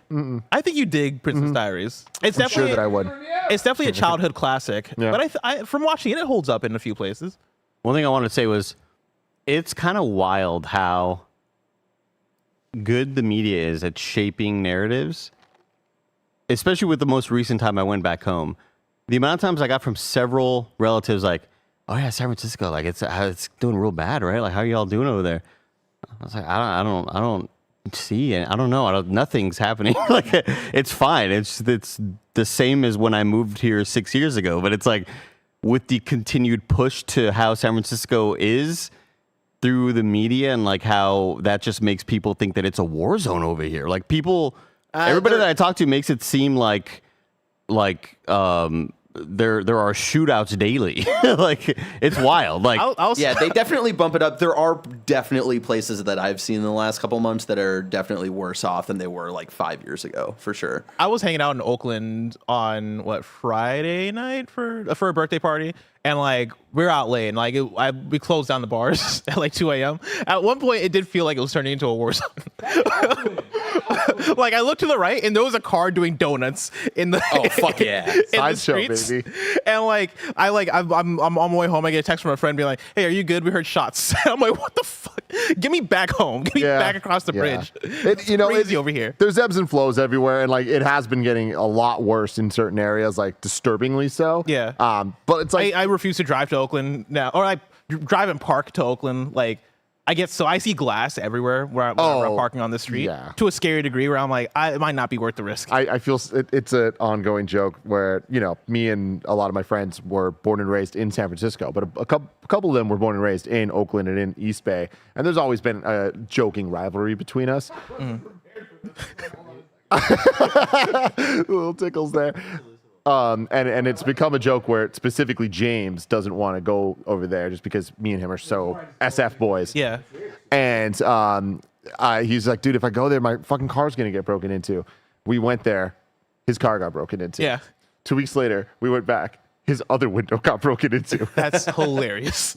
Couple months later, a third fucking window, the same car. That is different wild. fucking windows. I had a hinge date in Oakland like half a year ago, and on the way there, I get a text, and she's like, "Hey, like, I just got a call from the police. They found my car. It got stolen, and all these things." And I was like, "Oh, do you want to cancel the date?" And she's like, "How far are you?" I'm like 10 minutes away. She's like, "Yeah, we can go. We can just do the date or whatever." Yeah. Worst date I've ever been in my life. Like, Depressing shit. Yeah, it was like the vibes are so off, and I was like, we shouldn't have done this. Like, we should have just gone our separate ways or whatever. I do want to say though, Oakland has gotten so fucking awesome. There's so much cool shit there. I mean, even the area we were in last week, it's like so damn cool. There's this thing called First Fridays. You get to go and there's just First Fridays is sick as hell. Ton of just different like street vendors and stuff. Everyone is having so much fun, like a giant block party. And there's a lot of really cool events and really cool, so much great food and stuff. Like Oakland's that's my thing is I still like Oakland a lot. And I've been talking to people for a while about like possibly moving there, and I don't because like I don't know about the commute and all this stuff. Started taking BART more recently, and BART makes things like a lot easier. I'm never gonna drive to Oakland ever again. If I'm ever going to Oakland, I am taking the BART. This shit is fast. It's efficient. 12 minutes. Next step, I'll guide you of how Muni works. I'll sit you and Andy down. We'll kind of explain how the Muni works. Because driving to Oakland on, let's say on a afternoon after work, right? 5:30 p.m. I get off. That bridge traffic, baby. Well, it's like an hour and a half, depending on like where I'm going. Bad. Just hop on that BART. I'm there in like 20 minutes. Hell yeah. It's crazy. J Miranda 4544 says, has anyone at Kinda Funny gone to Outside Lands? I've almost snuck into Outside Lands back in high school. That's kind of the story. It's like, I haven't been. Have I tried to sneak in a million times? That's just how it goes. Yeah. When you grow up here, you just do that shit. But it also, Outside Lands is in Golden Gate Park, and like Greg's old apartment, the original spare bedroom used to be like literally like doors away from Golden Gate Park. So it's like just being there, you hear the music. Yeah, like we're like not right next to Golden Gate, but where Andy and I live, like I can just step outside and I can hear pretty clearly like whoever's like playing on a certain night. Like I was able to hear Kendrick like pretty clearly that night when he played. I've actually never been to a festival. but I was eyeing Blue Note Jazz Festival that happens in Napa because I saw the ad for it for this last one, and the lineup was insane. Right, it was like Chance the Rapper, it was like Lupe Fiasco, just a bunch of people that I'm specifically fans of. It was being hosted by like Dave Chappelle and like had like a bunch of people there. But Outside Lands is not something that like I've been necessarily interested in just for the lineup. Blue Note Jazz Festival is closer to my interests. Yeah. We got Final Fantasy 16 fan saying, I walked past Nintendo, the heavily guarded section at Gamescom. Did you hear about it? I've heard rumors about this. I haven't seen any actual confirmation. Wait, what are the rumors? There's been rumors cycling that Nintendo had some like super exclusive behind closed doors thing going on at Gamescom. And that, of course, because the internet I saw this. turned into a thing of like, yo, the Next press gen. is seeing the next Switch. And it's like, I feel like we would have heard if that was the case from somebody. I don't think we necessarily would have been invited. Actually, I know for a fact we would not have been invited. Yeah. But I feel like we know enough people that would have at least hinted at it. Yeah, I feel like somebody would have been like, yo. Yeah. You know, like I feel like we're plugged in enough to have heard something Also, about Gamescom is such a weird place to like do that at, especially if you're not like showcasing it there, you know? That's weird. So I have up the lineup for Blue Note Jazz Festival that happened in July in 2023, right? Day 1 headliner, Mary J. Blige. Day 2 headliner, Nas, right? And like under that, Talib Kweli, Madlib, Smino, BJ the Chicago Kid, like dope ass names. Day 3, Chance the Rapper, PJ Morton. They had DJ Jazzy Jeff and Rakim. Like this. My friend went to this one. This is the kind of festival that I would go to. This sounds incredible. It's dope as hell. And it's up in Napa. Yeah. Have some nice little wine. Yeah, just stop by. Yeah, jazz. have some wine, enjoy the jazz. Ryan Dale says, can we get a quick Golden Bachelor cast reacts? Oh my God. Is it out? Barrett, can you please Google Golden Bachelor cast? I love how Tim-centric the super chat is. I'm here. People are excited about it. Here's the thing about this, Bless. Golden Bachelor is a Bachelor spinoff that they have been prepping for years, where every week we watch The Bachelor or Bachelorette, there'll be a commercial that's like, are you looking for love? Sign up at bachelor.com/casting or whatever. Then all of a sudden it switched, and it's like, are you in your golden years? Like, are you looking for love? Do you know somebody that is like lived a life and whatever? It's old people. Oh, that's awesome. It's fucking old people This is Bachelor. awesome. And they've been pushing for it for this is our Golden Bachelor, Gary. Oh, damn. And they're Actually, hold on. Gary's kind of hot. and he's the nicest dude ever. All the footage we've seen of him so far, it's like, holy shit, like we're rooting for you. His wife died. He loved her so much. They were together like 19 years. Like it's just this whole like so sad story, but like they're trying to like get him up. So I haven't seen. Yeah, he's 63. Is that what it says? Is that 63 or 43? It said they were together for 43 years. Oh, gotcha. Fucking insane, right? So, anyways, it's funny because a long time ago we tried to get Fran to apply to be on The Bachelor. Oh God! And like he could have been the Golden Bachelor now, but Fran's not that old. No, I know. I'm just fucking around. But it's funny because like we've seen these ads for so many years that like this is so fucked up. But we were convinced that like the people kept dying. It wasn't like we're like, oh, there's no way the show's actually happening. Hey, but it's debuting next week. But I need to see what the cast looks like. Oh shit! Snap. Okay, what's dude. up, Anna? Keep going. Oh my god, this is gonna be great. Hold on. Christina's 73. I gotta see what Christina. I gotta see Christina. Scroll down. Okay. What? Okay. I mean, there's definitely like a demographic here. Oh yeah. I mean, they demographic for the person. They do a lot of like. So what? The first guy's name is Gary. Yeah. So he's really into blondes, is what I'm understanding. Oh yeah, and there's always going to be a lot of blondes, and okay. This is so funny. I don't know what I expected, but it wasn't this. This is so interesting. Damn, 70. Good for you, Kathy. Fucking get it, girls. All right. There we go. Oh, what's up, Maria? What's up, Maria? Oh, look at Marina. There we go. How many bachelorettes are there? 30, usually. 30? Yeah, dude. Natasha, what's up? All right, Barrett. You can take this off. Take this off. It keeps going. It keeps going. Oh, this is great. Why am I sweating? I'm blushing right now. We're learning a lot about ourselves here, everybody. Siddharth writes in saying, should the Game of the Year category this year have like 10 nominees? This year certainly deserves it. I like the idea of everybody fighting. So no, like I think the arguments and like having that select, this is what the industry decided on, is important. Like I think there are good enough games that you could have 10 nominees, but I also think that's boring. Yeah. Right. I think being able to narrow down and going, all right, here are the 6 that represent 2023 in a packed year. I think if anything, that props those games up more, right? The fact that this game made it among a year of Titans, I think that even means more to it. So I say no. I think you stick to 6. Here's an interesting follow-up to this, though, Bless. Every year we do our predictions, right, of who's going to win the Game Awards, and we always like start playing mind games with ourselves and with each other of like, all right, well, they're going to give Game of the Year to this, so they're going to give Action Adventure to this and Action to this, and we start playing those games. And we've learned time and time again, the voting doesn't work that way. No. It's just whatever the answer is probably going to be that thing.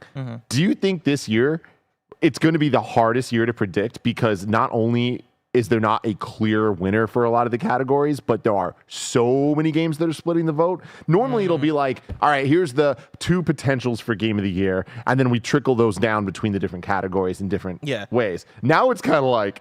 I still think they're the 2.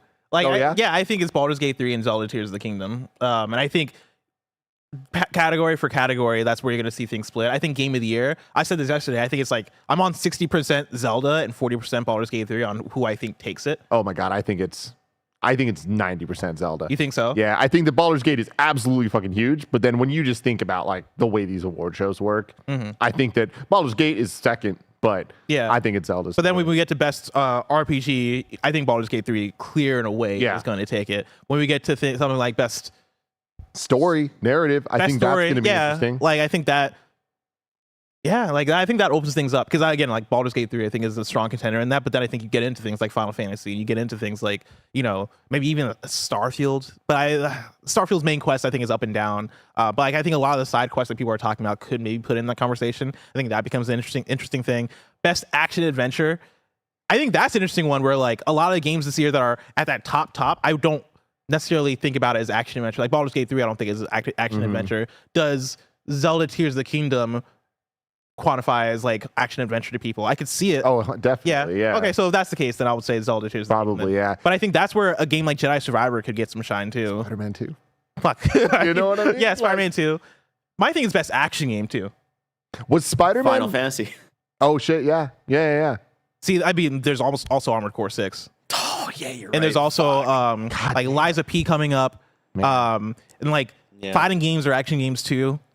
To some extent, like I know that's arguable, but like Sifu, just like Sifu's a fighting game. Well, fighting game is also its own category, isn't it? It is, yeah. Okay. But yeah, I would probably go Armored Core 6 for action game. Did Spider-Man 1 make it into the top 6? Yes, it did. I don't remember the music being played. That's my one. What year is that? 2018? That was 2018. I'm pretty sure it was in the top 6. Because it would have been God of War, Red Dead. Because I also remember it was nominated, I think, the most that year, but Smash Ultimate. And then got nothing. 2018 was cool. Can you Google it? Yeah. Game Awards 2018. Game Awards. I'm specifically talking about for like Game of the Year. Yeah, like what were those 6 picks? Because I don't think Smash was that year. Smash would have been the following year. No, it was. Well, it came out at the end of December. You're right. Yeah, so it was Spider-Man, Red Dead Redemption 2, God of War. Assassin's Creed Odyssey, Celeste. God. It was only 5 that year? Monster Hunter World. Oh, yeah. Oh, shit. Man. God, I forgot Celeste got nominated for Game of the Year. That's good for Celeste. Freaking awesome, man. These are the right picks. Maybe I don't know about Assassin's Creed Odyssey, but no, people love Assassin's Creed Odyssey. God, what are the 6 going to be this year? There's so many options. Yeah, I think we went through this yesterday, but like, what? Zelda and Baldur's Gate. And then things get interesting. Like Final Fantasy 16. I mean, I think that's even the things get interesting category, right? Spider-Man? Yes, things get it. Like, yeah. Jedi Survivor, question mark? Probably not. Hogwarts Legacy. I think Hogwarts Legacy makes it in. I think so too. Really? Starfield could. Dude, people love Hogwarts. Yeah, the amount of people that are voting on it. I think it's an awareness I think it's by of the game. pure popularity. Like it's like currently what the highest selling game of the year. Actually, I don't know where it stands up to Zelda in that case, but like still, it's up there. Yeah. I know people. Sorry, my thing with Hogwarts is that like people like our audience or like audiences and stuff. Like it like really showed up, but like industry people, I don't feel like I'm hearing a lot of talk about that game. But I think like I'm talking about LA Times. You know what I mean? There's a the people lot that are of like those not people. just like deeply entrenched in games media, and also like I think they're also sleeper agents. I think it's one of those things where like people are playing Hogwarts Legacy. Are they talking about Hogwarts Legacy that loudly? Because that conversation I think that conversation just blew up and got old real quick, and people kind of like, oh, okay, well, I'm just gonna enjoy this by myself. The Goob writes in saying, any plans for Mortal Kombat tournament or gameplay video from you guys? You know the funniest thing about this? Like, I am so excited for Mortal Kombat. I don't know that I will play against anybody a single time, unless it happens like, oh, we're on stream or something, but like, I just like the story modes.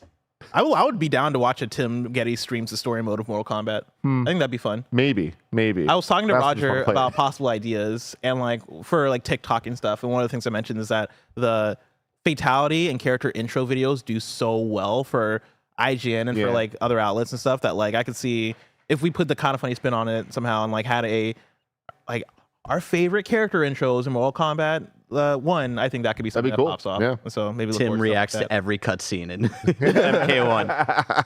Still my most successful video ever. Yeah, dude. Yeah, Mortal Kombat shit pops. And like I'm sure I'll be on streams for it. I'll be down to play it. Dude, we're a week away, man. The 14th? Oh man, yeah. Crazy. Like games are happening. 8 days. 8 days. Yeah, where are 8 is out. Where's that review code? You know what I mean? Where's that? Not early access, is it? Or? That's early okay, access. okay, Yeah. okay. Still, like. Oh my God, we haven't talked about Mario Wonder. You think that gets? You think that gets the Game of the Year nods? It could. It really could. It's on Nintendo. Don't fuck it up. Don't fuck it up, Nintendo. Instant listen. Sonic Superstars. Diablo 4. Don't count out. Oh yeah, Diablo 4. Yeah, Sonic Superstars. Sonic Superstars, everybody. Yeah. Best family game. Is Resident Evil 4? Fuck. Yeah, because that came out this year. It did. And people love Resident Evil 4. Damn, but I feel like that conversation came and went so fast. Yeah, it did. And again, that's just because of the year, though. That's not about the quality of the game. I do think that when people are looking back at this year. Remember Dead Space came out this year? Dead Space. I forgot Dead Space came out this year. But do you think this year's lasted forever? Do you think people will actually consider those or think about it of like, yeah, this was great, but like this already got its flowers when it originally came out, kind of thing? Yeah, know? I think this year, because of everything, that will be the case. Yeah, because like RE2 came out in 2019, right? And that was it was an all right year. Yeah, so cool. I think that's why it was able to kind of like get more of a sign. My thing with RE2 also is that RE2 was like the first to bring it on that level. And so it had a bigger splash and a bigger surprise of, oh, snap, like they did it with this RE. Where RE4 is like now the third RE remake in this style. And it's RE4. And it's RE4. So it's like, okay, cool. Like, yeah, you did the thing again, which I think is dope. But yeah, I don't think it's having the same impact and splash as RE2 remake. God, there's Street Fighter 6. Yeah. I mean, Street Fighter 6 is going to be high on my... Street Fighter 6, probably by the end of the year, when we do our Google Doc where we write in like who we individually want to nominate for Game Awards, Street Fighter 6 is going to have my name next to it.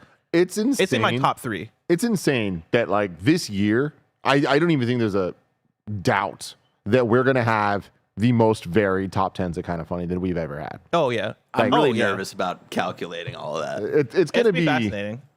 Like right now, I'm like, wild.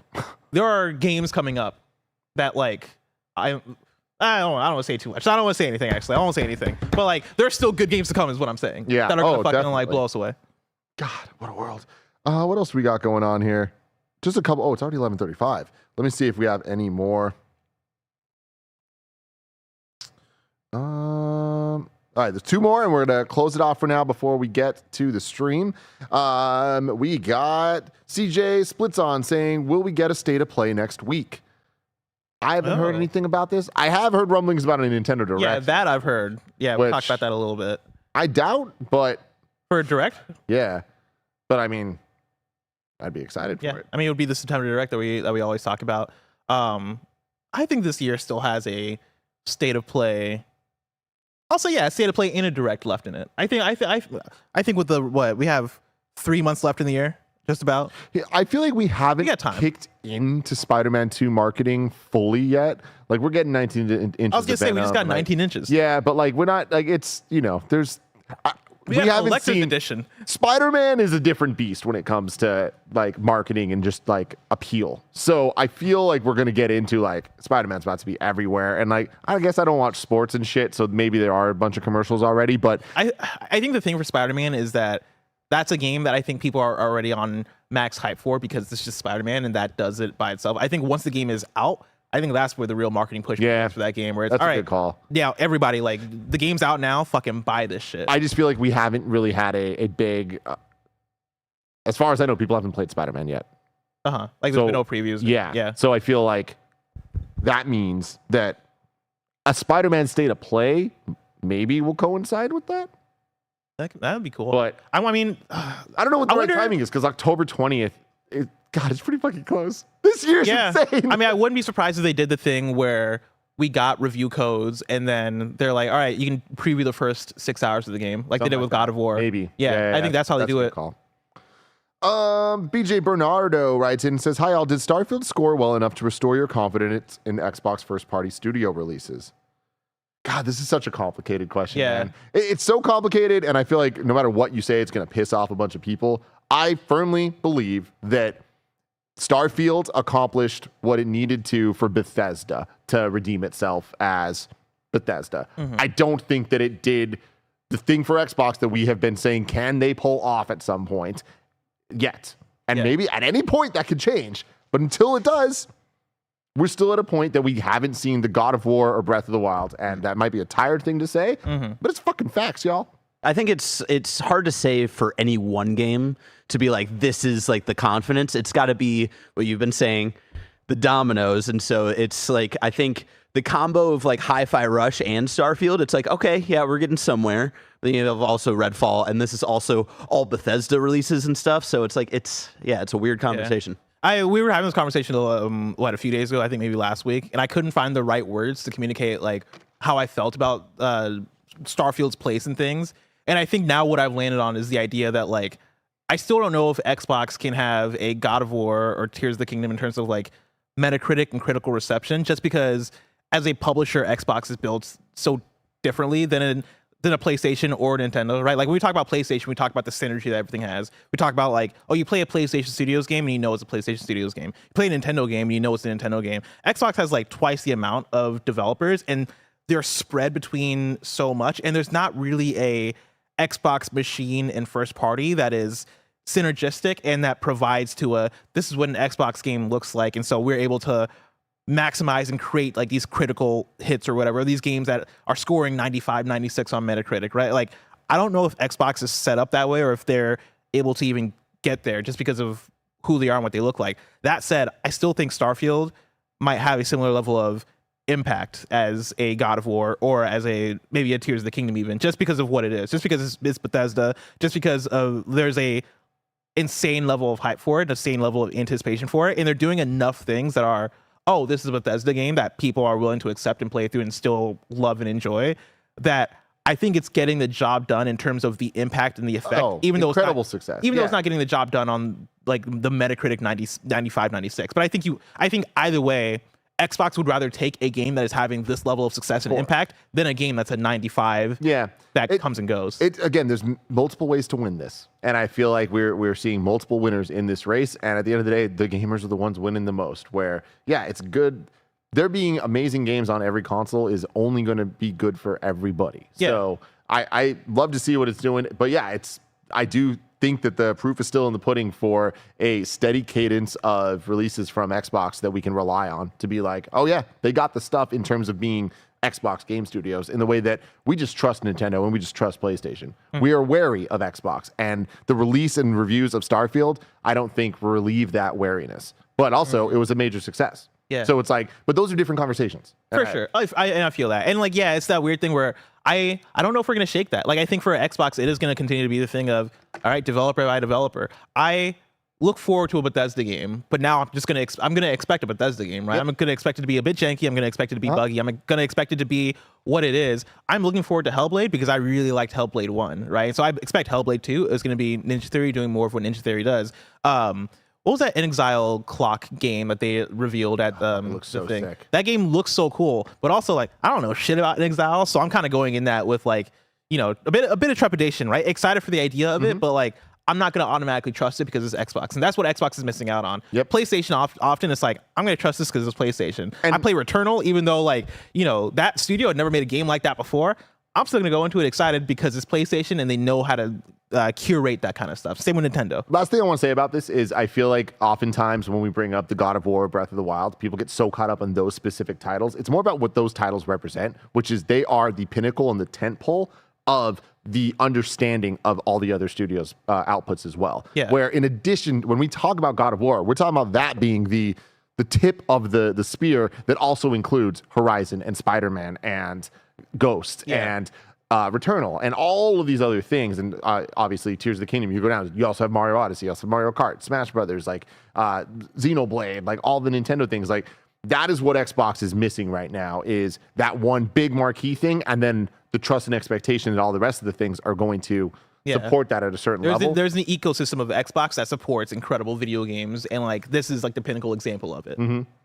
But hey, it's exciting times because they've still got they've been acquiring and acquiring and acquiring. And at some point, that's my nervousness with deliver. Is that like, I worry, not even worry, because I don't even know if it's a negative thing on what the result is. I think for Xbox, it is so much acquisition and throwing money at the problem. And I think that is getting the job done. Because guess what? Like, they just put out Starfield. They're going to put out a Call of Duty. They're going to put out a Doom. They're going to put out an Indiana Jones. And like, and the world's going to go crazy. And Indiana Jones. I mean, we talked about it today. Honestly, while we were talking, I was like, fuck, actually, I'm excited about this. Hell yeah, you are. But it's the thing of like, even if we don't have that Nintendo PlayStation level of synergy between all those games that I just mentioned, as long as these games are hitting, like as long as these games are good, then maybe they don't need this energy, right? Maybe just buying these studios gets the job done by itself. I know what you're saying. The last thing I'm gonna say for reals, and I'm walking off this fucking set. Is that it's not that Xbox needs that. It's that we believe Xbox could have had it, and we want Xbox to have it. I feel that. And I feel like that is where a lot of these conversations that we have come from, is us wanting that from them based on the talent of the studios that we know from them and the IP and all of these different things. And to come off of something like a Halo Infinite that there was a lot riding on, and for it to perform as well as it did. And now we get this, Starfield, and it being a major success. But at the end of the day, it is just one of Bethesda's best games. Yeah. But like that's the level that we're talking about. We're talking about some of the best ever, potentially. So like I feel it. Good on them. I think that they succeeded in a lot. Oh yeah. Yes. I love you all. Now go watch the stream. Bye guys. Go watch the stream. Have so much fun. Bear just running. He's running so fast. Well, we're gonna stress this outro. Ladies and gentlemen, I've been Blessing. That's been Tim. This has been your Kinda Funny Post Show. Until next time, it's been our pleasure to serve you.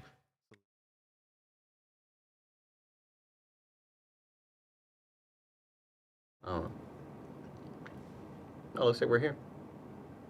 Hey, everybody. It didn't switch the game over.